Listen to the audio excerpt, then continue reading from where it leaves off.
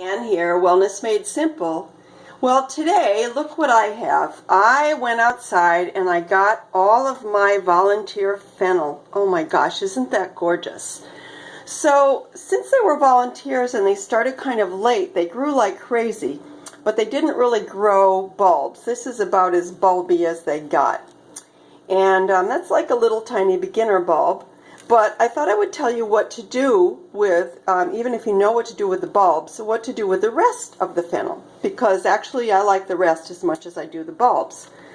So first of all, these stems have the same beautiful taste as the bulbs, but they're a lot tougher.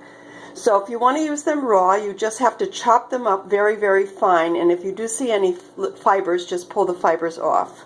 Do a little bit of dirt. But mostly what you can do is use these beautiful leaves. And if you've ever used dill leaves, you can use these kind of the same way.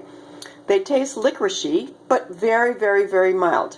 So if you want to use them raw, all you have to do is just cut them off and chop them up and put them in salads or just sprinkle them over things. You can also cut off a bigger piece, like maybe this much, a couple of them, and you lay them on top of fish that you're broiling or poaching or anything like that. It just gives a beautiful, or baking, a beautiful flavor to the fish.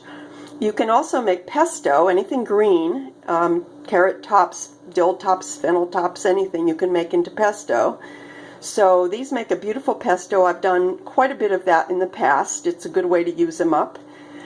If you have a juicer, you can certainly juice the leaves. That works out really, really well. It won't make very much. Even all this big amount won't make very much. Oh, and by the way, this is the beginnings of the flowers.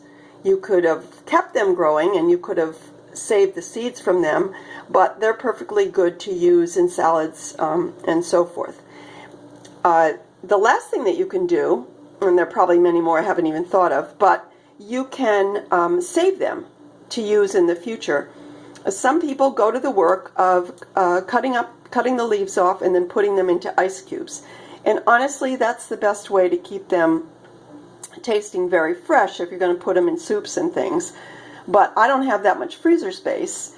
And so what I will do is, just like I do with my chives, is I will just chop them up and put them in freezer bags, good solid Ziploc freezer bags.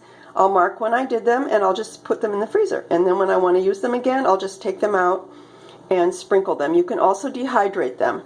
That's a little harder with very delicate leaves like this.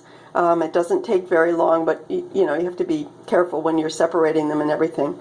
But anyway, that is my lesson about fennel today. If you've never tried fennel, do yourself a favor and get some and try it. If you have any desire to have a nice licorice taste at all, then this is going to be your friend.